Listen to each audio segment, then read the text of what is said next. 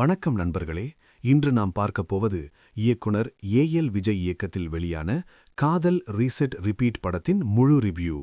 இந்த படத்தில் நடித்திருப்பவர்கள் ஜியா சங்கர், அர்ஜுன் அசோகன், மதும்கேஷ், எம்.எஸ். பாஸ்கர். இசை ஹாரிஸ் ஜெயராஜ்.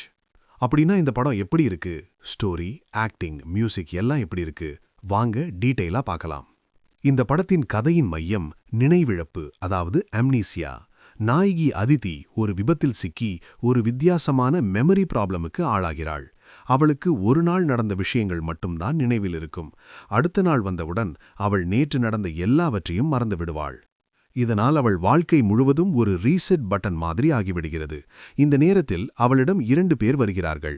ஒருவர் நான் தான் உன் காதலன் என்று சொல்கிறார். மற்றொருவரும் நீ என்னைத்தான் காதலித்தாய் என்று சொல்கிறார். அப்படின்னா உண்மையான காதல் யாருடன்? அதிதி யாரை நம்புவாள்? இந்த கன்ஃபியூஷனை வைத்துதான் முழு படமும் நகர்கிறது. இதுதான் காதல் ரீசெட் ரிப்பீட் படத்தின் மெயின் பிளாட். முதலில் ஜியா சங்கர் பற்றி சொல்லணும். நினைவிழப்பு கொண்ட ஒரு பெண்ணின் கன்ஃபியூஷன், இன்னசென்ஸ், இவை அனைத்தையும் அவர் நேச்சுரலா வெளிப்படுத்தியிருக்கிறார். இந்த படம் அவருடைய கெரியருக்கு நல்ல ஒரு ஸ்டெப்பாக இருக்கலாம். அடுத்து அர்ஜுன் அசோகன். அவருடைய ஆக்டிங் மிகவும் காமாவும் சாமிங்காவும் இருக்கிறது.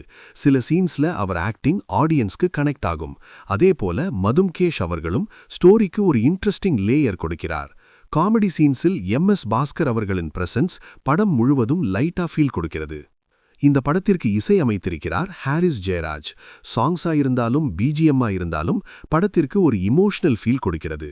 சில ரொமான்டிக் சீன்ஸ்ல அவருடைய மியூசிக் லிட்ரலி மேஜிக் மாதிரி வேலை செய்கிறது.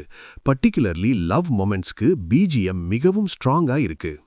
இயக்குனர் ஏ.எல். விஜய் இந்த ஸ்டோரியை சிம்பிளாவும் எலிகண்டாவும் சொல்ல முயற்சி செய்திருக்கிறார். நினைவிழப்பு கான்செப்ட் சினிமாவில் புதியது இல்லை. ஆனா இந்த படத்தில் அதை ரொமான்டிக் காமெடி ஸ்டைல்ல சொல்ல முயற்சி செய்திருக்கிறார். மேலும் சில சீன்ஸ் ஃபாரின் லொகேஷன்ஸில் ஷூட் பண்ணியிருக்காங்க. அந்த விஷுவல்ஸ் ஸ்கிரீன்ல மிகவும் அழகாக தெரிகிறது. இந்த படத்தின் பாசிட்டிவ்ஸ் என்னன்னா, light romantic entertainment, Harris Jayaraj music, beautiful visuals, lead actors chemistry, feel good moments. ஆனா சில நெகட்டிவ்ஸும் இருக்கிறது. மெமரி லாஸ் ஸ்டோரி சினிமாவில் புதியது இல்லை. சில சீன்ஸ் பிரெடிக்டபிளா இருக்கலாம். ஸ்கிரீன் பிளே சில இடங்களில் ஸ்லோவா ஃபீல் ஆகலாம். இதனால் சில ஆடியன்ஸுக்கு படம் சற்று ஸ்லோவா ஃபீல் ஆக வாய்ப்பிருக்கிறது. மொத்தத்தில் பார்த்தால் காதல் ரீசெட் ரிப்பீட் ஒரு light romantic feel good movie. Heavy story expect பண்ணாமல் சிம்பிள் ரொமான்டிக் என்டர்டெயின்மெண்டா பார்த்தால் இந்த படம் நல்ல எக்ஸ்பீரியன்ஸ் தரும். ரொமான்டிக் காமெடி மூவிஸ் பிடிக்கும் ஆடியன்ஸ்க்கு இந்த படம் டெஃபினெட்லி ட்ரை பண்ணலாம். என்னுடைய ரேட்டிங் 3 out of 5. ஒரு டீசென்ட் ரொமான்டிக் என்டர்டெய்னர். நீங்க இந்த படம் பாத்தீங்களா? படம் எப்படி இருந்தது என்று கமெண்ட்ல சொல்லுங்க. இந்த மாதிரி ஹானஸ்ட் மூவி ரிவ்யூஸ் பார்க்க சேனலை சப்ஸ்கிரைப் பண்ணுங்க.